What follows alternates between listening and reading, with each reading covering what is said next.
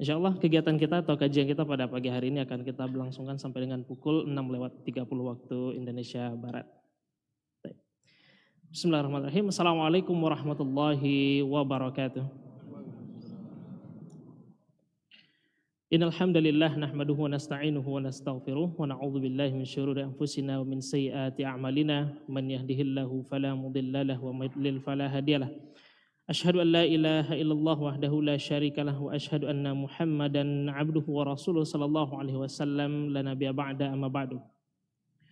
Puja dan syukur kepada Allah Subhanahu wa taala yang senantiasa melimpahkan rahmat, hidayah serta nikmat kepada kita semua. Salat beserta salam marilah kita mohonkan kepada Allah Subhanahu wa taala agar senantiasa tercurah kepada nabi kita Nabi Muhammad sallallahu alaihi wasallam. Allahumma shalli ala Muhammad wa ala ali Muhammad. Rabbi shrah li sadri wa yassir li amri wahlul 'uqdatam min lisani yafqahu qawli. Bapak dan Ibu rahimakumullah, alhamdulillahirabbil alamin. Di pagi yang berbahagia ini kembali kita berjumpa setelah melaksanakan salat subuh berjamaah. Insyaallah dalam dialog muamalah kita dalam rangkaian kegiatan guru kita Ustaz Amin Nurbait hafizahullah taala di Bumi Minang, Sumatera Barat. Ahlan wa sahlan di Sumatera Barat sebelumnya Ustaz. Ahlan bikum jami'an, barakallahu fiik. Kalau boleh tahu ini pertama kali ya Ustaz untuk hadir di Sumatera Barat atau bagaimana Ustaz? Ini yang kedua. Kedua kali. Sebelumnya tahun berapa Ustaz? 2020. 2020 Masya Allah. Baru kemarin kan? Baru kemarin. 5 tahun yang lalu Ustaz. 5 tahun yang lalu. Masya Allah. Guru kita pada hari ini sedikit kita sampaikan profil beliau. Izin ya Ustaz ya untuk menyampaikan profilnya Ustaz. Nama beliau yakni Ustadz Amin Nurbait, asli Lamongan, Jawa Timur.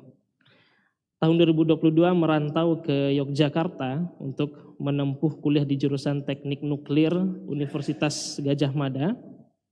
Selama berkuliah sering mengikuti berbagai kajian di sekitar kampus, terutama kajian yang diampu oleh Ustadz Aris Munandar hafizallahu taala. Di tahun 2006 beliau lulus dari Universitas Gadjah Mada dan selama 2 tahun bekerja sebagai instruktur di lab analisis radioaktivitas di jurusan Teknik Nuklir Universitas Gadjah Mada. Dan pada tahun 2007 mengikuti kuliah S1 jurusan fikih dan usul fikih di Madinah International University, Medium, dan lulus pada tahun 2011. Perhatian beliau kepada bidang fikih dan usul fikih banyak dipengaruhi oleh guru beliau, Ustadz Aris Munandar. Sementara kecenderungan pada masalah fikih tentang ekonomi syariah dimulai sejak beliau mengampu bagian penelitian dan pengembangan di majalah Pengusaha Muslim. Disitulah beliau banyak berinteraksi dengan para penulis majalah PM, kemudian dikembangkan dengan mempelajari paper para ulama kontemporer terkait fikih muamalah dan maliyah. Aktivitas beliau pada saat ini yakni menjadi pembina dari situs konsultasisyariah.com yang mungkin kita semua sudah mengetahui, dan juga pengusahamuslim.com. Kemudian pembina dari UFIT Network. Kemudian yang ketiga yakni pembina KPMI, Komunitas Pengusaha Muslim Indonesia Pusat. Pembina DPP APSI, Asosiasi Properti Syariah Indonesia. Kemudian pembina Komunitas Anti Riba IBR Indonesia Bersih Riba. Narasumber KES, KPMI Entrepreneur School, dan beberapa workshop muamalah. Pendiri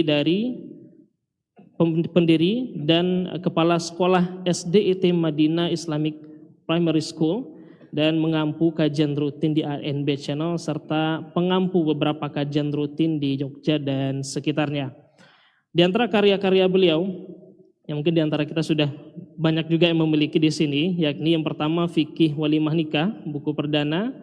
Kemudian yang kedua Fikih Salat Duha, kemudian Fikih Kurban, doa dan zikir Ramadan untukmu yang sedang sakit, pengantar fikih jual beli.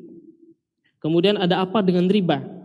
Kemudian selanjutnya yang ke-8 adalah ada orang utang, hashtag ada orang utang. Kemudian pengantar permodalan dalam Islam, selanjutnya kode etik pengusaha muslim, pasar muslim dan dunia maklar, harta haram bisnis online dan lainnya. Masya Allah, sangat banyak karya-karya beliau yang mungkin kita semua sudah, beberapa dari karya beliau sudah kita miliki gitu ya. Kemudian Bapak Ibu rahimakumullah, semoga dengan karya-karya yang beliau terbitkan ini menjadi amal jariah bagi penulis dan semua pihak yang turut menyebarkannya. Masya Allah. Tentu Ustaz, kalau kita lihat Ustaz, kalau orang Minang itu dikenal sebagai pedagang juga terkadang Ustaz. Kalau tidak di negeri Minangkabaunya, terkadang keluar menuju Jawa gitu Ustaz. Kita mengenal semua ada yang namanya Tanah Abang ya Ustaz ya. Mungkin kalau dalam tanda kutip itu bisa juga disebut Tanah Uda Ustaz. Karena banyaknya orang Minang yang berdagang di sana gitu Ustaz. Nah, konteks di sini Ustaz terkait dengan muamalah. Tentu perkara muamalah ini adalah hal yang kita geluti sehari-hari Ustaz. Nah, perlu bagi kita semua untuk mengetahui bagaimana bermuamalah yang baik dan juga sesuai dengan syariat. Mungkin sedikit mukadimah Ustaz bisa diberikan pada kesempatan kali ini sekitar 10 sampai dengan 15 menit dan insya Allah kita akan lanjutkan dengan sesi tanya jawab. Pada guru kita, fatafadhal masykurah. Jazakallah khairan. Assalamualaikum warahmatullahi wabarakatuh. Waalaikumsalam warahmatullahi wabarakatuh. Alhamdulillah wassalatu wassalamu ala Rasulillah wa ala alihi wa sahbihi wa mawalah. Wa ashhadu an la ilaha illallah wahdahu la syarikalah. Wa ashhadu anna Muhammadan abduhu wa rasuluh sallallahu alaihi wa ala alihi wa sahbihi wa man tabi'al huda ila yaumil qiyamah. Alhamdulillah, puji syukur kita haturkan kehadirat Allah. Pagi ini seusai salat subuh kita belajar bersama, semoga Allah Ta'ala memberikan kita limpahan pahala. Anda tidak beraktivitas dengan aktivitas dunia, namun bertahan dulu di masjid dalam rangka untuk berzikir kepada Allah Ta'ala. Dan kegiatan kajian termasuk di antara bentuk zikir. Allah Subhanahu wa Ta'ala menyebut Jumatan itu dengan zikrullah. Ya ayyuhalladzina amanu idza nudiya lis-salati min yaumil jum'ah fas'au ila dzikrillah.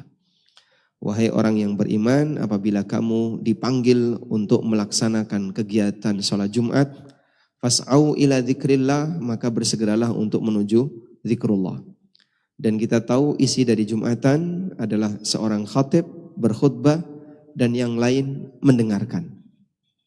Maka bagian dari bentuk zikrullah adalah ketika seseorang berkumpul dalam rangka untuk belajar agama. Makna zikrullah di sini adalah zikrun minallah, peringatan dari Allah, sehingga majlis ilmu adalah majlis di sana dibahas peringatan Allah, baik yang berkaitan dengan masalah perintah, larangan, motivasi untuk beribadah, pembacaan ayat Al-Quran maupun hadis Nabi Sallallahu Alaihi Wasallam. Selanjutnya, pada saat kita belajar tentang zikrullah ini, peringatan dari Allah, di sana ada peringatan yang berkaitan dengan bagaimana cara manusia berinteraksi dengan yang lain. Termasuk di antaranya adalah tentang masalah muamalah. Dalam Al-Quran ada banyak sekali aturan yang diberikan oleh Allah tentang masalah interaksi sama manusia. Baik interaksi yang sifatnya sekup keluarga, seperti masalah pernikahan, masalah perceraian, itu banyak sekali di surat Al-Baqarah. Ataupun interaksi dengan selain keluarga, seperti bagaimana cara bertransaksi yang benar, haramnya riba, haramnya judi, kemudian bagaimana aturan utang piutang. Ayat terpanjang dalam Al-Quran di surat apa? Al-Baqarah. Itu berisi tentang apa? Tentang utang piutang dan mencatat transaksi yang tidak tunai. Sehingga ini membuktikan perhatian Allah Subhanahu wa Ta'ala kepada hambanya berkaitan dengan bagaimana cara mereka bermuamalah dengan yang lain. Memang kita akui bahwa ilmu yang paling tinggi adalah ilmu yang menjadi syarat untuk bisa masuk surga, yaitu tentang masalah iman dan tauhid.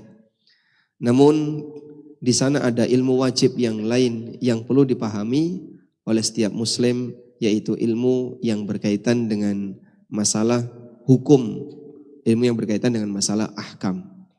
Dan itu semuanya wajib untuk kita pelajari sebagaimana yang disampaikan oleh Profesor Dr. Fahad tadi malam. Di sana ada ilmu yang sifatnya fardu ain dan di sana ada ilmu yang sifatnya fardu kifayah. Selanjutnya, terkait masalah halal haram dalam bermuamalah, apalagi Anda sebagai orang Minang yang dikenal sebagai orang rantau. Sehingga kalau di dalam Padang kurang sukses, begitu di luar Padang makin sukses. Betul Ustaz? Masya Allah.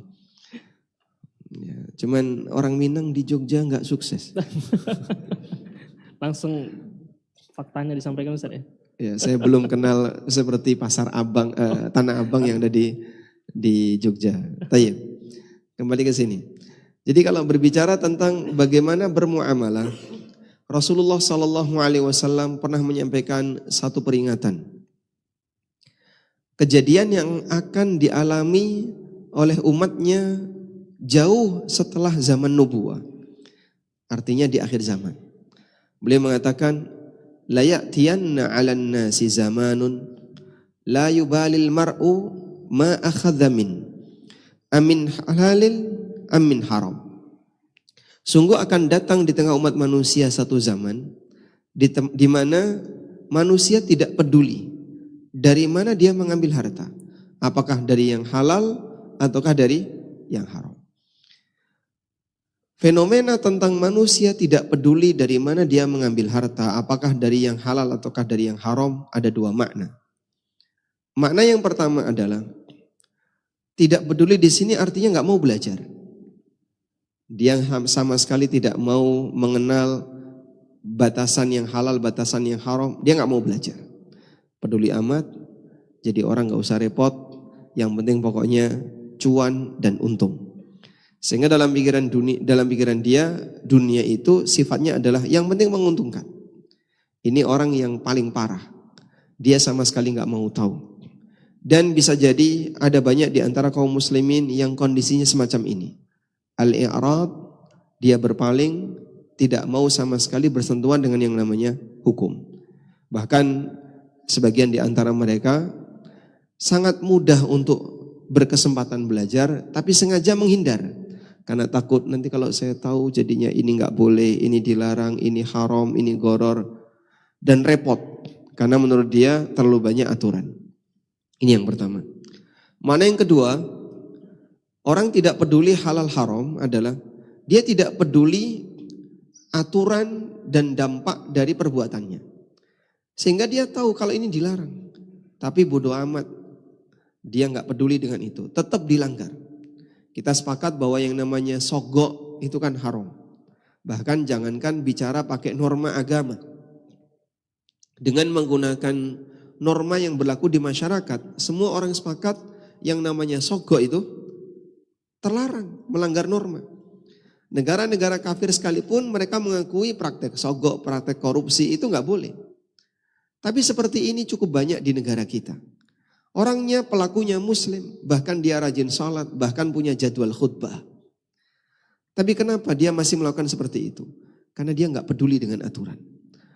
Sehingga yang penting saya aman, yang penting saya tidak tertangkap, saya bisa misalnya menyembunyikan dana itu tanpa harus ketahuan pihak tertentu, dia berani untuk melakukannya. Nah, fenomena semacam ini gak peduli halal haram, bisa jadi zaman ini sedang kita hadapi. Anda sekarang berada di suasana di mana masyarakat telah disebut oleh Nabi SAW zaman di mana orang tidak peduli halal haram. Sehingga ada banyak sekali orang yang sudah tahu itu riba, tapi kalau enggak boleh gimana? Sampai ada motivasi hari gini nyari yang haram aja susah, apalagi nyari yang halal. Seolah-olah apa? Bahwasanya nyari yang haram itu hal yang lumrah. Seharusnya kau biarkan saja orang mencari yang haram. Susah loh nyari yang haram itu. Kok bicara yang halal? Karena mereka sudah tidak lagi peduli dengan aturan. Karena itu keberadaan beberapa masyarakat yang masih mau peduli aturan, ini manusia pilihan. Berarti dia adalah orang yang tidak seperti umumnya masyarakat. Padahal Nabi SAW menceritakan itu sebagai bagian dari tanda akhir zaman. La ya'tiyanna 'alan nasi zaman.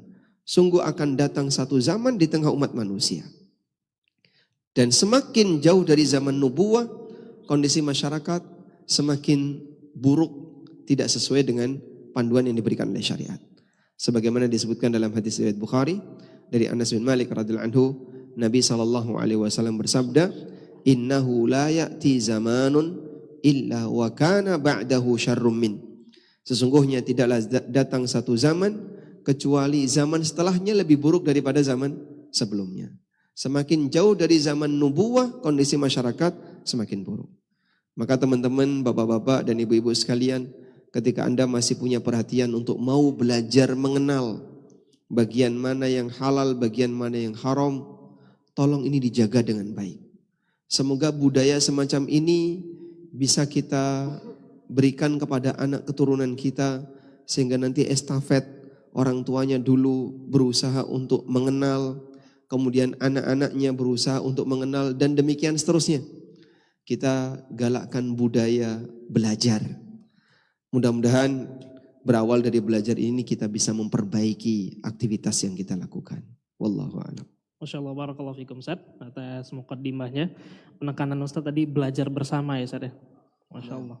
Tentu pada kesempatan kali ini, mari kita manfaatkan momen di pagi hari ini untuk bisa kita banyak bertanya kepada guru kita. Dan insya Allah pertanyaan-pertanyaan luar biasa Ustaz, sudah banyak langsung Ustaz. Di mana pertanyaannya? Anda bacakan insya Allah. Di Di WA WA Ustaz. melalui. Ya. Baik, kita langsung masuk pertanyaan pertama Ustaz. Bapak dan Ibu rahimakumullah, pertanyaan pertama yang sudah masuk ke admin kita pada kesempatan kali ini. Assalamualaikum warahmatullahi wabarakatuh. Waalaikumsalam warahmatullahi wabarakatuh. Izin bertanya Ustaz, sewaktu Ana resign dari bank, Ana menerima pengembalian uang jam sostek dan dana uang pensiun yang dulunya dipotong dari gaji Ana setiap bulannya.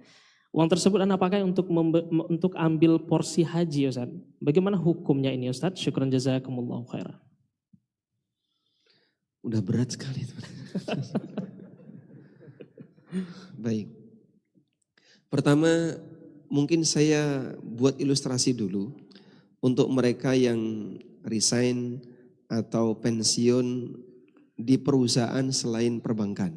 Biar nanti lebih mudah ya. Bagaimana hukumnya ketika orang itu pensiun dari perusahaan yang perusahaannya perusahaan mubah. Misalnya perusahaan manufaktur atau perusahaan otomotif atau yang lainnya, perusahaan mubah.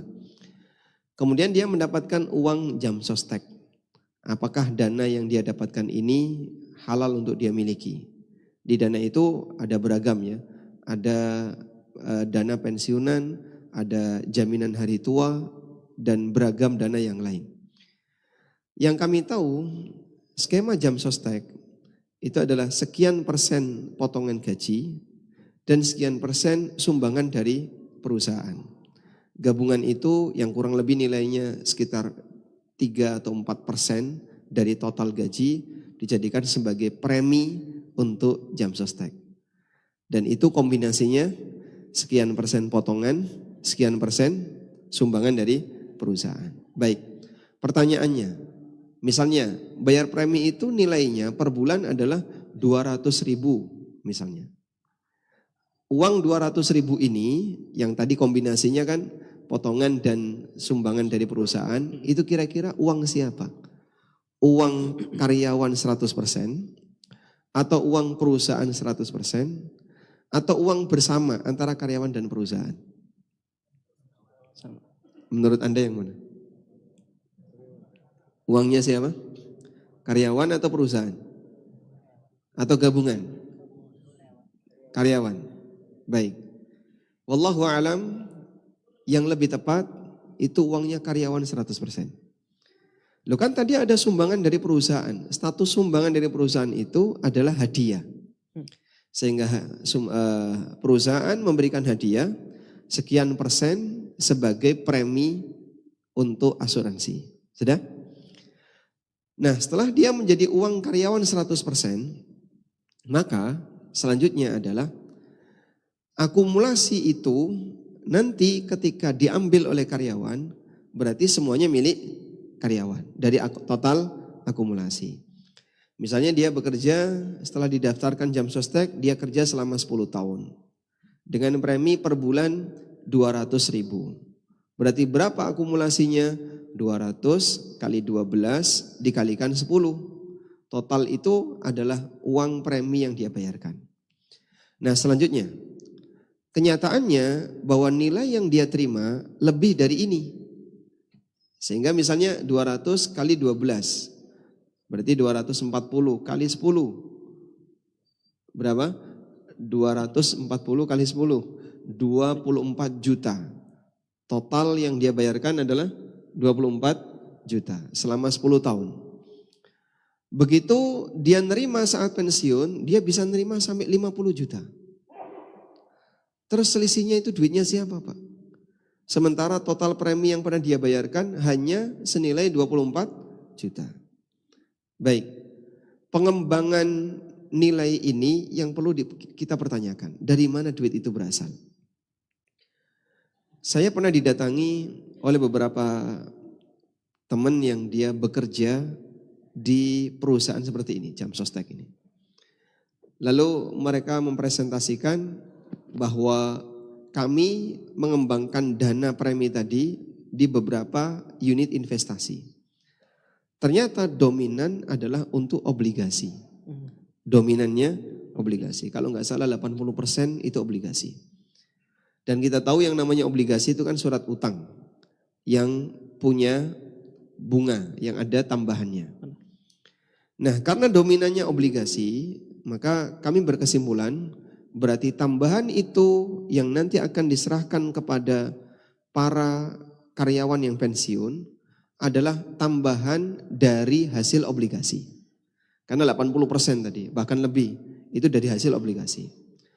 Sehingga karena 80% ada di situ, maka tambahan itu bagi kami bukan tambahan yang mubah. Sehingga yang boleh diterima oleh karyawan hanya senilai premi yang pernah dia setorkan. Tidak lebih dari itu. Maka Anda bisa hitung misalnya, tanya ke bagian finance, berapa sih nilai premi yang disetorkan untuk Jam Sostek atau untuk asuransi hari tua. Nah, dari angka itu nanti Anda bisa hitung, oh berarti nilai yang aku miliki hanya sekian. Lebih dari itu bukan uang Bapak. Tapi Pak, secara sistem kan itu nggak bisa dikembalikan. Ketika secara sistem itu nggak bisa dikembalikan, lalu bagaimana solusinya? Sama seperti tadi malam. Ketika kita mendapatkan harta haram dengan cara yang saling ridho, pada posisi kita sudah tahu hukum. Dengan cara saling ridho, pada posisi kita sudah tahu hukum. Berarti bagaimana cara tobatnya? Disalurkan untuk kegiatan sosial. Seperti cara tobat dari riba. Sehingga Anda bisa gunakan untuk kegiatan sosial seperti perbaikan jalan, kemudian apa lagi? Untuk perbaikan selokan, termasuk juga diberikan kepada orang miskin. Kenapa itu jadi solusi? Pada prinsipnya harta majhul. Harta majhul itu harta yang pemiliknya nggak jelas. Ini mau saya kembalikan ke lembaga asuransi, mereka nggak mau terima. Nah terus gimana? Sementara saya tidak halal untuk menerima dana ini. Maka dia menjadi harta yang majhul. Harta majhul ini seharusnya dikembalikan ke Baitul Mal atau kas negara. Cuman mungkin kita tidak punya jalur yang tepat. Gimana sih caranya untuk mengembalikan ke kas negara? Pak, kira-kira kalau saya titipkan ke aparat pemerintah gimana? Ya, wallahu alam. Mungkin nggak sampai ke kas negara, mungkin lah ya. Nah, berarti sekarang Anda kembalikan ke negara. Bagaimana cara untuk bisa mengembalikan ke negara? Ada banyak hal yang bisa kita lakukan. Di antaranya, fasilitas umum, FASUM, itu kan tanggung jawab negara. Perbaikan jalan, perbaikan fasilitas umum yang lain, itu tanggung jawab siapa? Negara. Sehingga ketika Anda gunakan dana itu untuk fasilitas tadi, berarti sama dengan Anda mengembalikan ke negara. Insya Allah dengan demikian, mudah-mudahan sudah mengugurkan kewajiban Anda untuk mengembalikan ke negara. Demikian pula diberikan kepada fakir miskin. Apakah itu juga sama dengan mengembalikan ke negara? Dalam undang-undang kita, pasal berapa itu? 34, fakir miskin dan anak terlantar dipelihara oleh negara. Ada enggak orang miskin yang sama sekali tidak pernah mendapatkan santunan dari negara? Ada? Ada banyak. Sehingga itu sudah menjadi undang-undang, tapi negara belum melaksanakan secara maksimal. Masih banyak fakir miskin yang dia sama sekali belum menikmati dari hasil negaranya. Sehingga misalnya fakir miskin dianggarkan berapa persen dari hasil tambang. Kita tidak tahu kebijakan itu ya. Nah, maka sebagai solusinya berarti di saat Anda punya harta negara yang seharusnya dikembalikan ke negara, lalu disalurkan kepada fakir miskin ini sesuai dengan pelaksanaan undang-undang tadi. Mereka adalah orang yang dijamin oleh negara, dipelihara oleh negara, namun mereka belum pernah mendapatkan santunan dari negara. Digantikan dengan ini duit negara kita kasihkan ke mereka. Baik, dan wallahu alam dengan dua metode ini Anda bisa jadikan sebagai solusi ketika membawa harta yang sifatnya gak jelas siapa pemiliknya. Berikutnya, pensiunan bank. Nah, sekarang sesuai dengan pertanyaan. Kalau pensiunan bank bagaimana, Pak? Jika kita sepakat bahwa posisi Anda bekerja di situ adalah lembaga ribawi, alias bank ini mendapatkan penghasilan dari transaksi riba, berarti gaji yang Anda dapatkan statusnya haram untuk dimiliki. Sebagai konsekuensinya, pensiunan yang Anda dapatkan adalah pensiunan yang haram. Terus gimana, Pak? Maka teori tadi nggak berlaku. Kalau tadi kan boleh ngambil senilai premi. Nah ini premi berikut tambahannya nggak boleh diambil semuanya. Lalu silahkan disalurkan ke kegiatan sosial. Kalau dipakai daftar haji plus gimana? Nah ini mengulang kajian tadi malam. Apa hukum haji dengan menggunakan uang haram?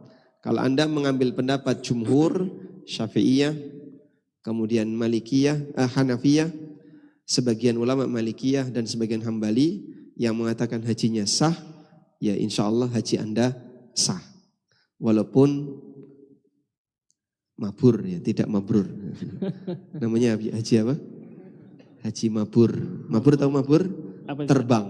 Nah, bukan mabrur. Karena hartanya dari harta haram. Ada satu hadis. Kalau nggak salah riwayat Ahmad.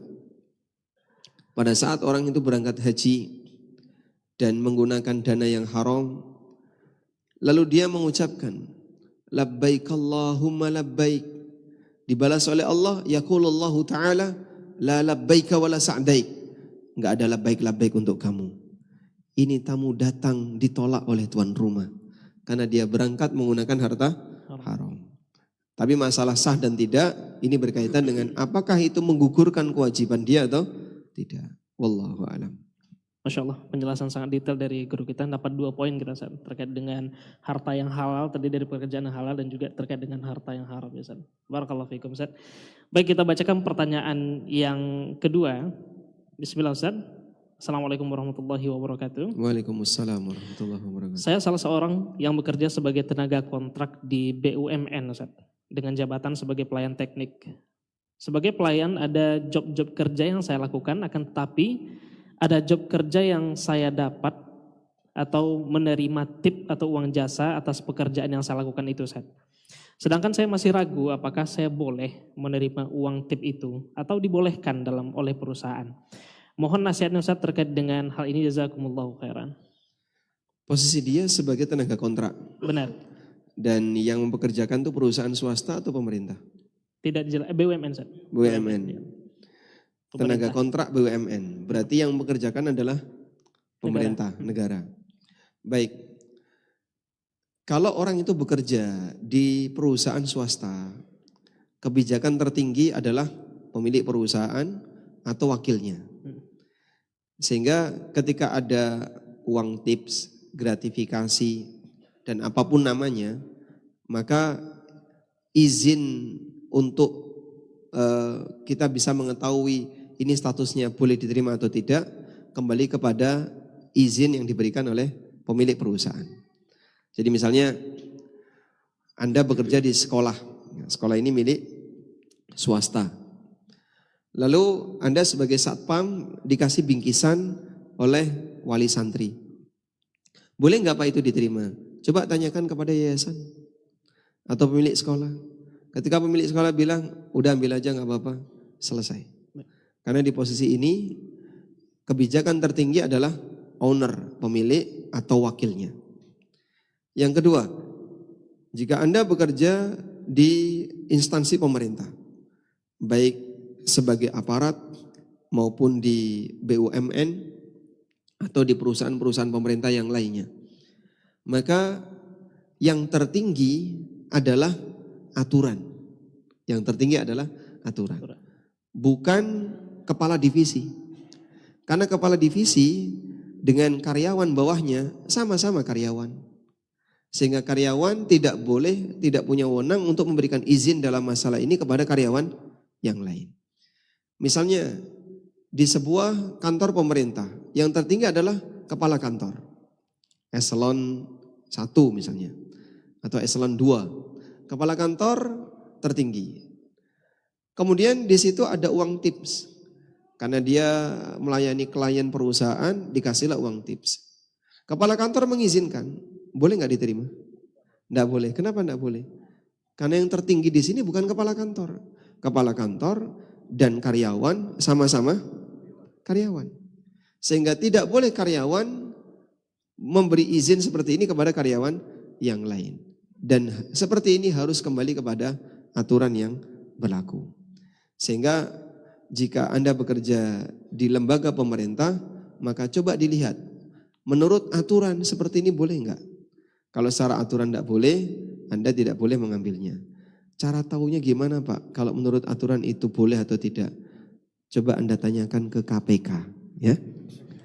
Kalau KPK menyetujui, oh seperti ini enggak apa-apa, silakan ambil, lanjutkan. Tapi kalau tiba-tiba KPK datang ke rumah Anda, lalu malah audit keuangan Anda, itu akan lebih berbahaya. Wallahu a'lam. Insyaallah, barakallahu fikum Ustaz atas nasihatnya. Baik, kita bacakan pertanyaan selanjutnya yang sudah masuk pada kesempatan kali ini. Assalamualaikum warahmatullahi wabarakatuh Ustaz. Waalaikumsalam warahmatullahi wabarakatuh. Ini yang bertanya masih PNS Ustaz. Dan juga abdi negara.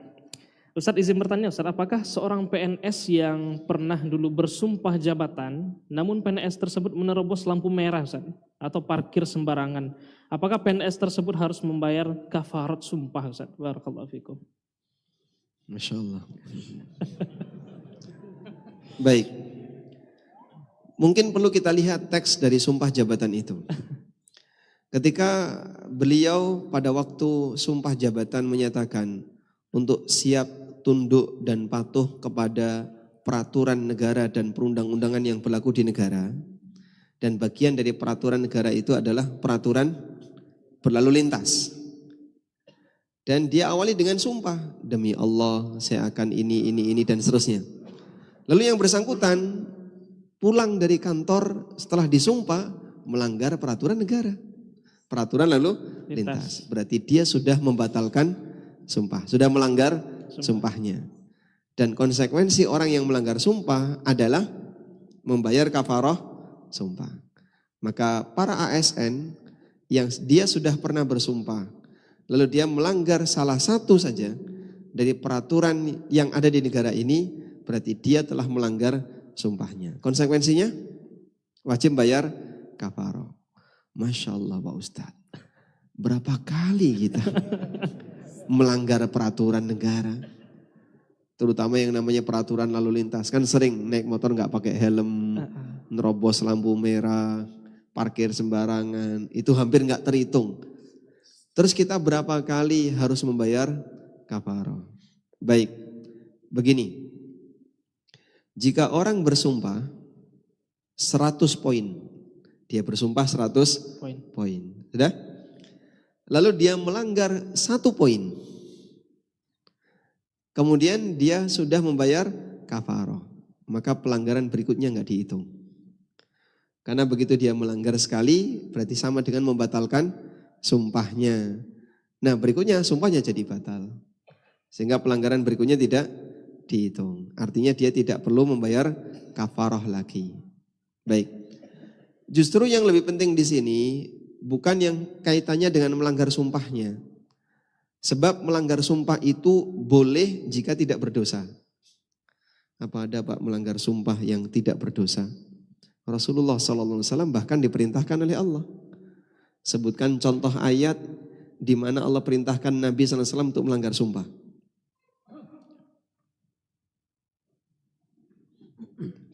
Silakan yang ingin menjawab. Angkat tangan. Silakan. Silakan Pak. Ya? Mengharamkan ayatnya gimana mengharamkan madu? Gimana? Lupa, Masya Allah. Hadiah tadi malam masih ada nggak? Masya Allah, Masya Allah.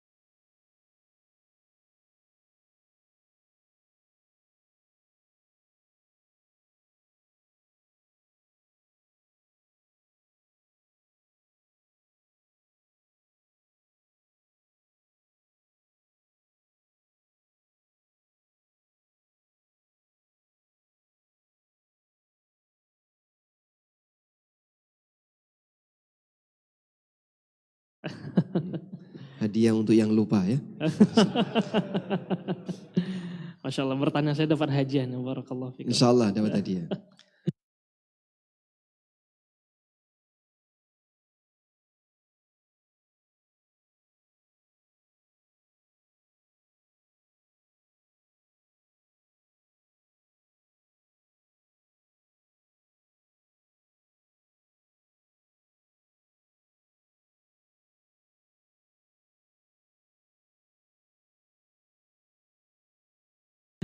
Allah Subhanahu wa taala berfirman, "Qad faradallahu lakum tahillata aimanikum." Allah mewajibkan bagi kalian untuk membatalkan sumpah kalian. Sehingga Nabi SAW ketika bersumpah, demi Allah aku tidak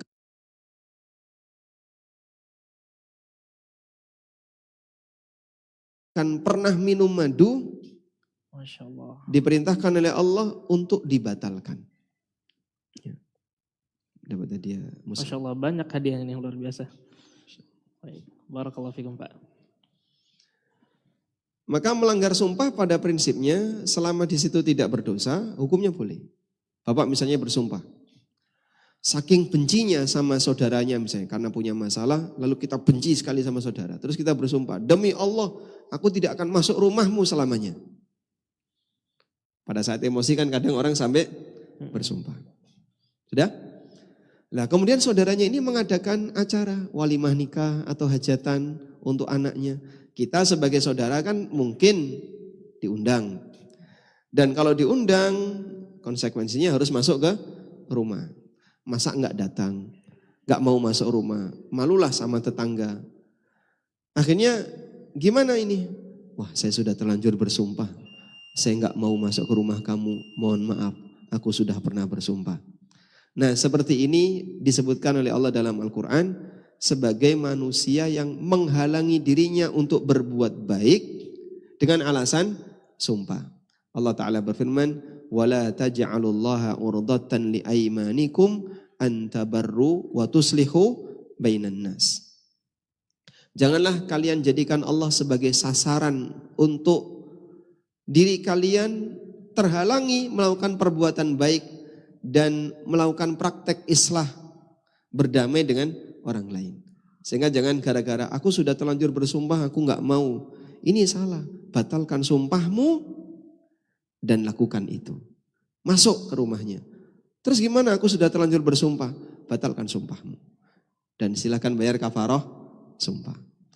Dan Nabi SAW apabila beliau pernah bersumpah, fara'a ghairahu khairum min, lalu beliau melihat ada yang lain yang lebih baik daripada sumpahnya, beliau batalkan sumpahnya dan bayar kafarah.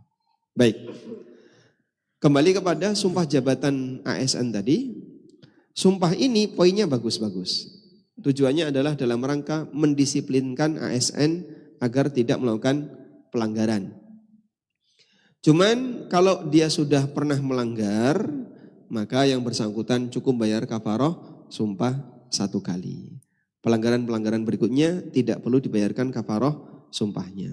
Tapi pelanggaran ini apapun itu jika bentuknya adalah maksiat nilainya dosa.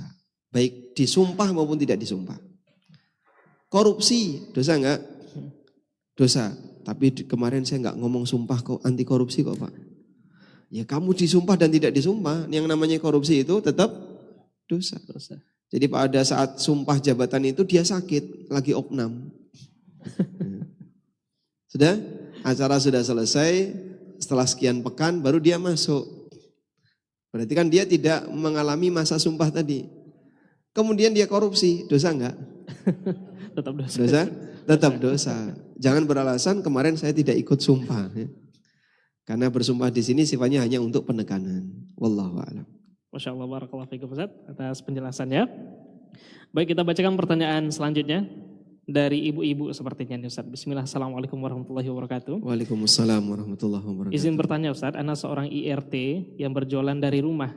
Namun Ana merasa kadang lelah berjualan ini Ustaz, karena dirasa memakan waktu dan memakan waktu di bagian yang lain, termasuk kajian juga Ustaz.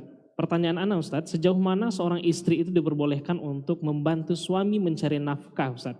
Dan jika dirasa rezeki, dirasa pas-pasan, apakah boleh seorang istri memaksakan diri untuk tetap bekerja meskipun tetap dari rumah dan tidak meninggalkan pekerjaan domestik Ustaz? Barakallahu fiikum. Masya Allah, kerjaan domestik. Bahasanya luar biasa ini. Domestic helper, pembantu rumah tangga. Tayyib. Berkaitan dengan posisi seorang istri. Ketika seorang wanita sudah menyatakan dirinya untuk jadi istri orang lain melalui akad yang dilakukan oleh sang wali, maka dia punya kewajiban, yaitu apa? Taat kepada suaminya dan melakukan aktivitas rumah tangga. Sehingga melayani suami dalam hal ini statusnya adalah tanggung jawab dia. Sebagaimana seorang lelaki punya tanggung jawab untuk mencari nafkah bagi istrinya. Sang istri tidak punya tanggung jawab untuk memberikan nafkah atau mencari nafkah untuk dirinya maupun untuk anaknya. Sehingga ketika nafkah itu kurang, sementara suami tidak berusaha untuk mencari yang lebih, maka suami berdosa.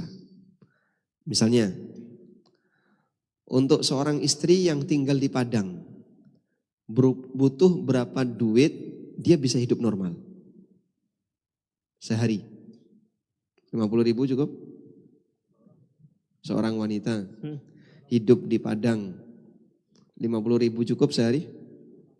Hah? Cukup. Cukup? Gimana bapak-bapak, ibu-ibu? Hah? Satu orang cukup ya? 100 Tanpa anak ini cukup. tanpa anak. Nanti ada nafkah anak sendiri, ada nafkah istri sendiri. Kalau khusus nafkah wanita ini 50.000 cukup sehari? Cukup. Cukup ya? Cukup. Masya Allah. Jadi kalau bapak penghasilannya 200 bisa 4 itu ya.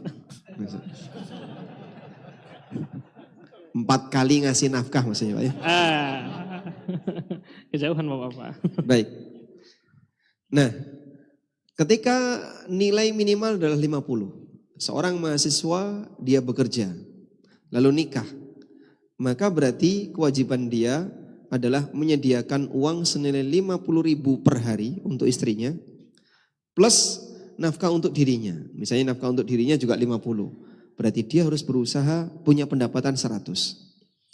Kalau kemudian pendapatan dia kurang dari 50. Pak, saya sudah kerja, pendapatan saya 30.000. Saya kerja dari jam 8 sampai jam 10. Jam 8 pagi sampai jam 10 pagi. Udah setelah itu saya mancing. Dia cuma ngasih uang 30.000 kepada istrinya. Kurang. Maka lelaki ini berdosa. Kenapa? Karena nafkah yang dia berikan kepada istrinya kurang. Dia harus nyari kerja yang lain sampai batas minimal. Nah, seperti itulah aturan berkaitan dengan masalah pemberian nafkah. Tapi kalau Anda bisa ngasih yang lebih, misalnya, saya sudah ngasih 60.000 Pak, lebih dari 50. Dan itu lebih dari kebutuhan normal seorang wanita yang tinggal di Padang. Sehingga insya Allah istri saya ya cukup. Namun karena ada keinginan, kebutuhan dan keinginan kan beda ya. Karena ada banyak keinginan, jadinya dia minta lebih. Nah saat dia minta lebih, aku nggak bisa nyediakan. Terus dia berinisiatif kerja sendiri. Nah, kalau seperti ini berarti wanita ini kerja untuk dirinya, bukan kerja untuk keluarganya. Makanya mungkin perlu dipastikan ya, ibu-ibu yang kerja itu jujur kerja untuk dirinya atau kerja untuk keluarganya. Kerja untuk agar dia nanti butuh apapun bisa dia beli, atau kerja untuk membantu ekonomi keluarga. Itu beda, Pak. Ada yang wanita yang kerja untuk dirinya, sehingga dia memang kelihatannya kerja di rumah atau bahkan di kantor, punya penghasilan, tapi dalam pikiran dia tujuannya adalah untuk dirinya, ngejar gaya hidup, pengen gonta-ganti HP, pengen selalu belanja tiap hari. Berarti dia kerja untuk dirinya, bukan untuk keluarganya. Tapi ada juga yang kerja untuk keluarganya, sehingga dia tabung itu nanti untuk anaknya, biaya pendidikan anaknya dan seterusnya. Berarti dia bekerja untuk keluarganya. Nah, seperti ini kembali kepada niat. Kalaupun dia bekerja untuk dirinya, jika sampai mengurangi kewajiban dia sebagai istri, ya maka dia bersalah dalam hal ini. Karena seharusnya normal dia bekerja untuk rumah tangga misalnya 5 jam, dia kurangi jadi tinggal 3 jam. Di posisi ini dia kurang dalam melayani suaminya. Maka mungkin perlu dipertimbangkan, ini kerja untuk dirinya atau kerja untuk keluarganya, yang pertama. Yang kedua, jangan sampai dia mengurangi jatah jam yang seharusnya dia lakukan untuk suaminya, untuk keluarganya, agar tidak terlantar ya dalam urusan makanan maupun yang lain. Wallahu a'lam. Masya Allah, barakallahu fikum atas nasihatnya. Baik, kita lanjut ke pertanyaan selanjutnya. Assalamualaikum warahmatullahi wabarakatuh, Ustaz. Waalaikumsalam warahmatullahi wabarakatuh. Izin bertanya, Ustaz. Saya ada memegang uang di instansi tempat saya bekerja, Ustaz. Apa hukumnya menggunakan uang instansi tersebut untuk kebutuhan pribadi dengan niat akan dikembalikan nanti?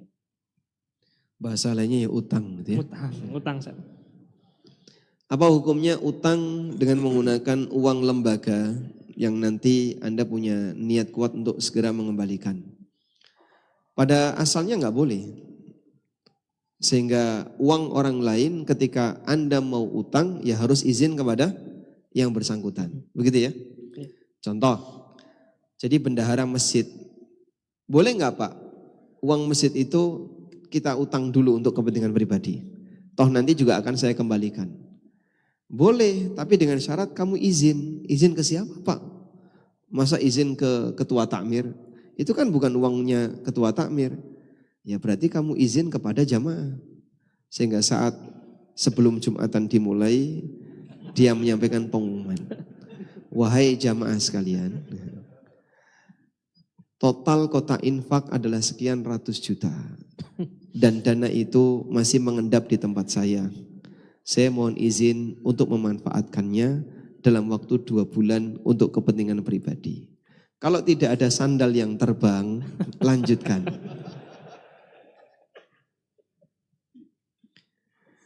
Dan gak bakalan mungkin mereka akan mengizinkan. Mungkin akan jadi berita viral di masyarakat. Ini takmir pemberani sedunia. Wallahu a'lam. Masya Allah, barakallahu fikum, Ustaz. Baik Bapak Ibu rahimakumullah, Masya Allah masih banyak pertanyaan-pertanyaan dan insya Allah akan coba kita maksimalkan ya sampai dengan pukul 6:45. Ini pertanyaan agak berat sedikit ya Ustaz.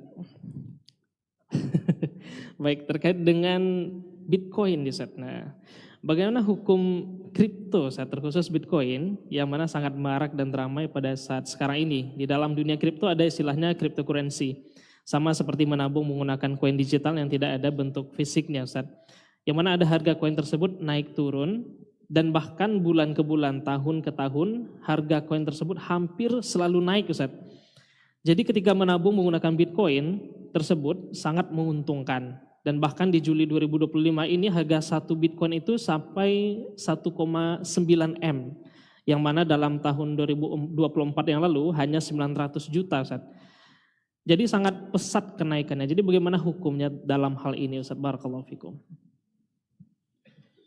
Baik, diskusi tentang kripto ini memang diskusi yang cukup panjang ya. Dan kita akui ada khilaf yang terjadi di antara para masyayikh berkaitan dengan hukum kripto. keluar dari tema Bitcoin dulu.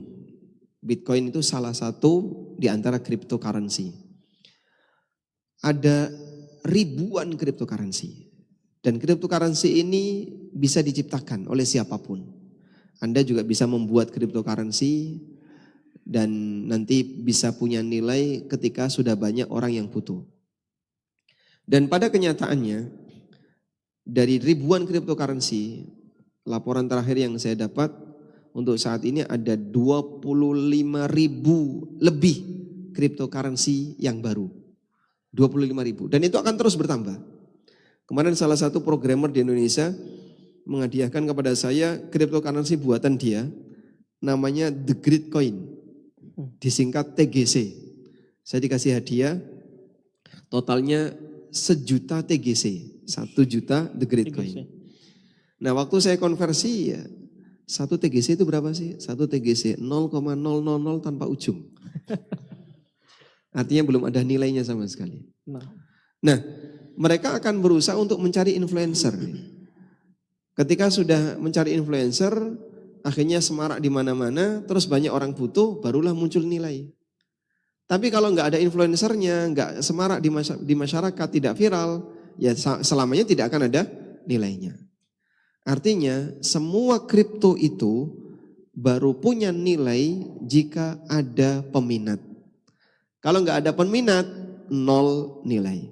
Maka dari 25.000 lebih tadi, yang punya peminat hanya beberapa saja. Sisanya nggak ada peminat. Cuman mereka saling berebut peminat. Dari sekian miliar orang yang hidup di alam ini, manusia yang hidup di alam ini, mereka berusaha untuk menarik sebisa mungkin agar berpindah ke kriptonya. Dulu Ethereum dengan Bitcoin itu nilainya kurang lebih berimbang. Ethereum ya, salah satu di antara kripto. Bitcoin juga salah satu di antara kripto. Dulu nilainya berimbang. Nah, Bitcoin itu kenapa naik? Karena ada beberapa tokoh investor internasional yang terlibat. Kalau nggak salah dulu Elon Musk ya. Elon Musk sempat invest di situ. Begitu Elon Musk invest, langsung naik drastis. Terus Elon Musk keluar, turun drastis. Setelah itu naik lagi. Artinya dia naik turun itu berdasarkan ributnya di masyarakat. Kalau lagi ribut, ya bisa naik, bisa turun. Nah, yang seperti ini boleh nggak Pak dijadikan sebagai media investasi? Pertama kita sepakat bahwa Bitcoin itu bukan uang. Sebagaimana kripto yang lain juga bukan uang. Kenapa? Karena dalam aturan syariat yang boleh menerbitkan uang hanya pemerintah. Dalam aturan syariat yang boleh menerbitkan uang hanya pemerintah. Ada beberapa keterangan yang disampaikan oleh para ulama dari berbagai madhab, baik Syafi'iyah, Hambali maupun yang lain, seperti keterangan Abu Ya'la, Al-Qadhi Abu Ya'la, ulama Hambali, beliau menegaskan dilarang untuk menerbitkan uang dinar maupun dirham selain pemerintah. Nah, ketika Bitcoin itu bukan produk negara, tidak ada negara yang menjamin, tidak ada federasi yang menjamin, tidak ada pemerintahan yang menjamin, maka dia bukan produk negara. Dari satu ketentuan ini berarti menerbitkan mata uang selain pemerintah hukumnya dilarang. Satu, maka Bitcoin bukan uang. Yang kedua, di antara syarat uang itu bisa dijadikan sebagai mi'yarun lithaman, standar harga. Di antara syarat uang adalah bisa dijadikan sebagai apa? Standar harga. Standar harga itu berarti gimana Pak? Ya harus stabil. Standar harga itu harus stabil. Sehingga nggak boleh kok selisih menit tiba-tiba naik, selisih menit lagi turun lagi. Itu nggak boleh. Misal ya, ini ada Al-Quran, Mushaf Madinah seperti ini. Harga berapa ini kira-kira? Berapa ada 50.000? 50 ribuan. Misalnya 50.000, baik. 50.000. Detik ini, di jam ini 50.000. Anda beli 10 menit berikutnya. Atau setengah jam berikutnya. Sekarang berapa? Naik 55.000. Anda beli setengah jam berikutnya. Atau 2 jam berikutnya. Sekarang turun 53.000. Loh kok gak jelas ini harganya?